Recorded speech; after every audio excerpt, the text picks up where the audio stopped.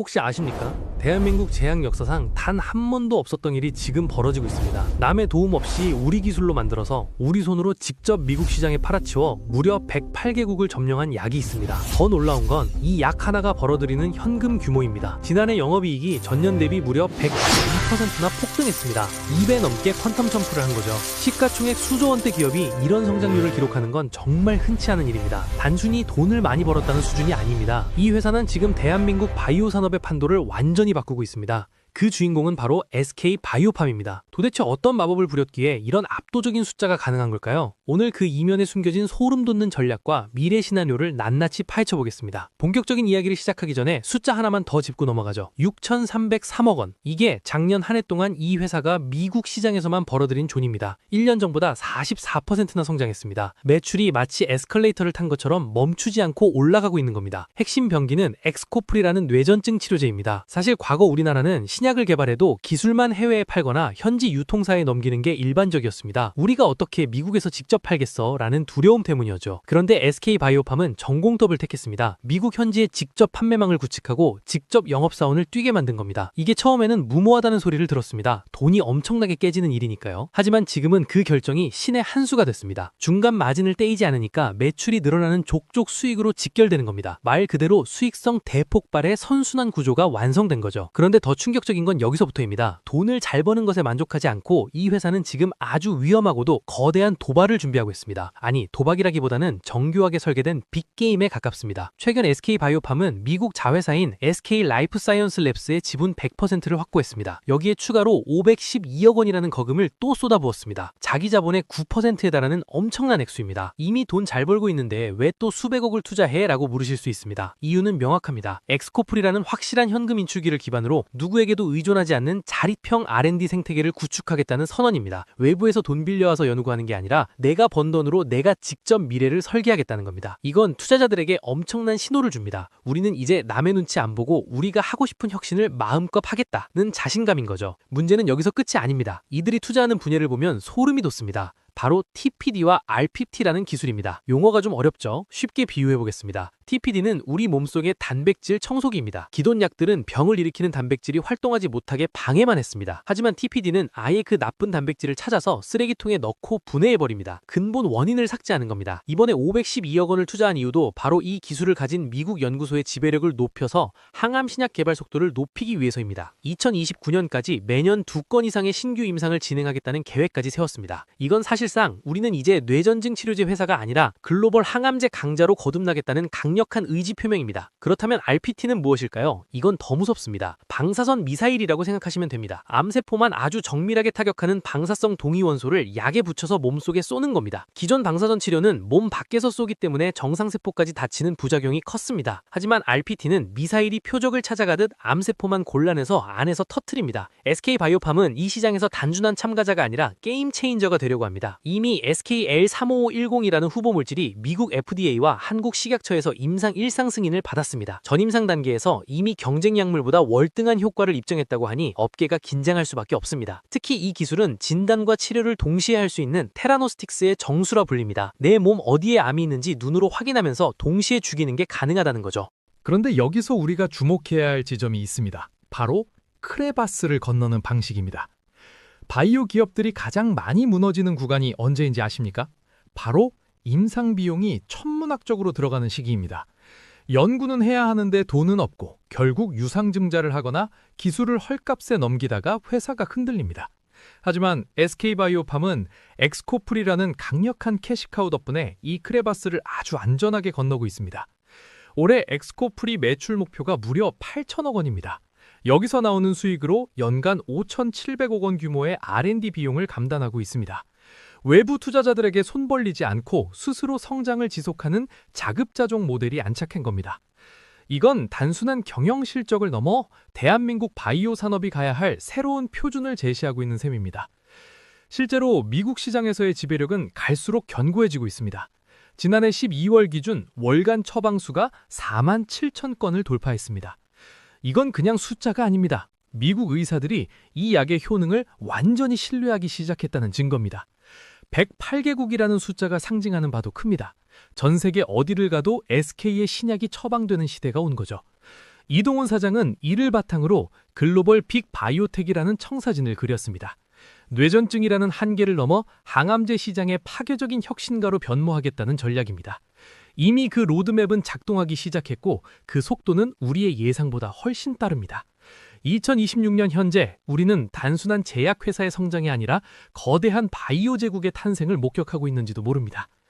여러분, 이건 단순히 한 기업이 돈을 많이 벌었다는 이야기가 아닙니다. 그동안 우리 바이오 산업은 늘 가능성만 이야기해 왔습니다. 언젠가는 될 거다, 기술 수출을 했다는 식이었죠. 하지만 SK바이오팜은 결과로 말하고 있습니다. 직접 만들고 직접 팔고 그 돈으로 더 큰 혁신에 직접 투자하는 시스템의 승리입니다. 이건 단순히 기업 전략의 차이가 아닙니다. 글로벌 시장에서 살아남기 위한 생존 방식의 진화입니다. 남이 만들어 놓은 길을 따라가는 게 아니라 스스로 길을 내고 그 길을 독점하는 능력을 보여준 겁니다. 시스템이 갖춰진 기업은 흔들리지 않습니다. 그리고 그 시스템이 지금 폭발적인 시너지를 내기 시작했습니다. 물론 여전히 넘어야 할 산은 많습니다. RPT나 TPD 같은 차세대 기술은 동위원소 수급 문제나 복잡한 임상 과정 등 난관이 수두룩합니다. 하지만 확실한 건 이 회사는 이미 그 산을 넘을 충분한 장비와 자금을 갖췄다는 사실입니다.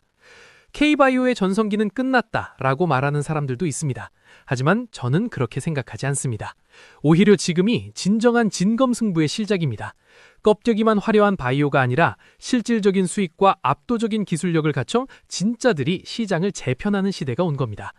SK바이오팜이 보여주는 이 놀라운 행보가 과연 대한민국을 넘어 세계 바이오 지형도를 어떻게 바꿔놓을지 정말 기대되지 않습니까? 이제 우리는 질문을 던져봐야 합니다. 과연 제2, 제3의 SK바이오팜이 나올 수 있을까요?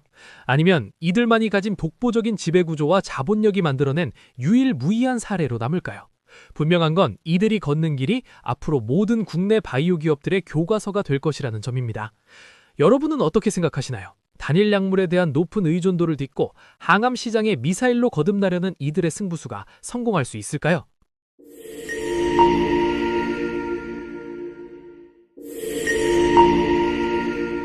집에 있는 고양이나 강아지 한 번만 쳐다봐 주시겠어요? 혹시 배가 좀 불룩하게 나왔나요? 우리 애는 복스러워서 괜찮아 라고 생각하셨다면 오늘 영상 끝까지 보셔야 합니다. 전 세계 고양이 63%, 강아지 59%가 비만입니다. 사실상 2마리 중 1마리는 병을 앓고 있다는 뜻이죠. 그런데 이 뚱냥이들이 지금 글로벌 제약 시장의 판도를 완전히 뒤흔들고 있다는 사실 알고 계십니까?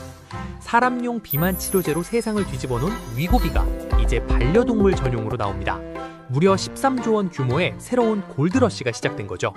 오늘 이 영상 하나로 반려동물 비만 치료제의 충격적인 실태부터 국내 제약사들이 왜 갑자기 강아지 약에 목을 매는지, 그리고 여러분의 지갑을 지켜줄 펫보험의 비밀까지 싹 다 정리해드립니다. 자, 본격적으로 시작해보죠. 요즘 가장 핫한 약이 뭡니까? 단연 위고비와 마운자로 같은 GLP-1 계열의 비만 치료제입니다. 테슬라의 일론 머스크도 이걸로 살을 뺐다고 해서 난리가 났었죠. 그런데 이 기적의 약물이 이제 고양이와 강아지 피부 속으로 들어갑니다. 미국의 오카바 파마슈티컬스라는 기업은 아예 쌀알보다 조금 큰 피하 캡슐형 임플란트를 개발 중이에요. 이걸 고양이 피부 밑에 딱 심으면요, 6개월 동안 약물이 알아서 찔끔찔끔 나옵니다. 주사 맞히느라 애랑 전쟁 치를 필요가 없는 거죠. 연구 책임자가 호언장담했습니다. 6개월 뒤면 뚱뚱했던 고양이가 날씬해져 있을 것이라고요. 그런데 왜 이렇게까지 하냐고요? 단순히 예뻐 보이려고요? 아닙니다. 이건 생존의 문제입니다. 비만 고양이는 당뇨병과 지방간에 걸릴 확률이 압도적으로 높아요.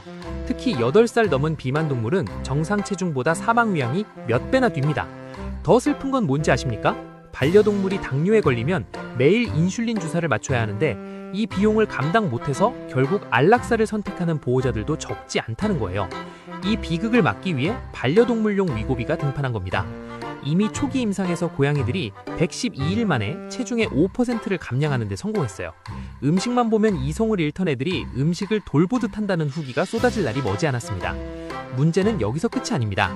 이 시장이 단순히 살 빼는 약에 그치지 않는다는 점이 중요합니다.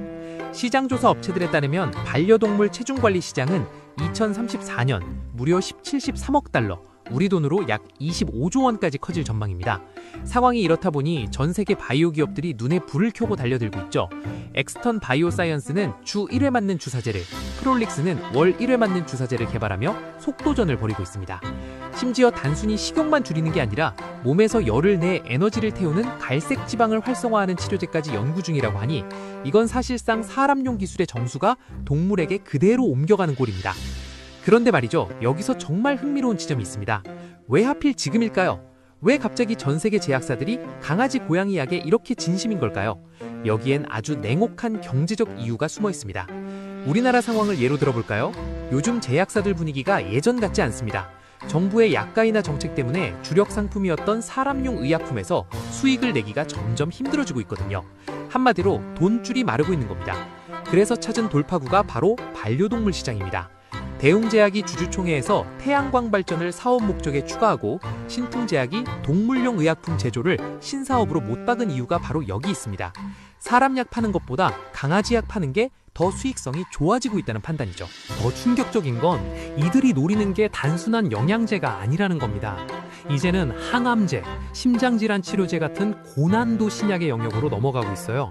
실제로 작년 한 해 동안 우리나라에서 허가된 동물용 신약만 7건입니다. 반려견 심장질환 치료제부터 시작해서 이름만 들어도 무서운 구강 흑색종, 피부 비만세포종 치료제 같은 항암제까지 국산화에 성공했습니다. 이전에는 비싼 수입약에만 의존해야 했는데 이제는 국내 기순도 만든 신약들이 시장에 쏟아져 나오고 있다는 거죠. 농림축산검역본부가 아예 전담 심사팀까지 만들어서 밀어주고 있을 정도니 이건 국가 차원의 전략산업이 된 셈입니다. 자, 그러면 여기서 이런 의문이 드실 겁니다. 약은 좋아지는데 내 통장은 괜찮을까? 맞습니다. 반려동물 키우시는 분들이 가장 무서워하는 게 바로 메디컬 쇼크죠. 강아지 MRI 한 번 찍으면 70만 원에서 100만 원은 우습게 나갑니다. 암 치료라도 시작하면 가계 자산이 통째로 흔들려요.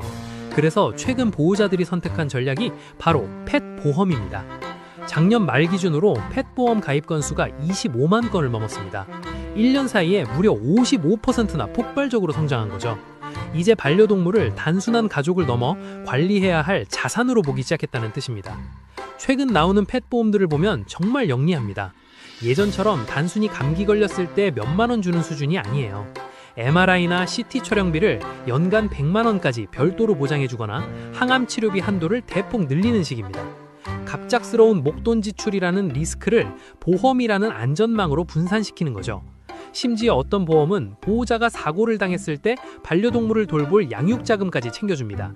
이건 이제 보험이 아니라 일종의 재테크 전략에 가깝습니다.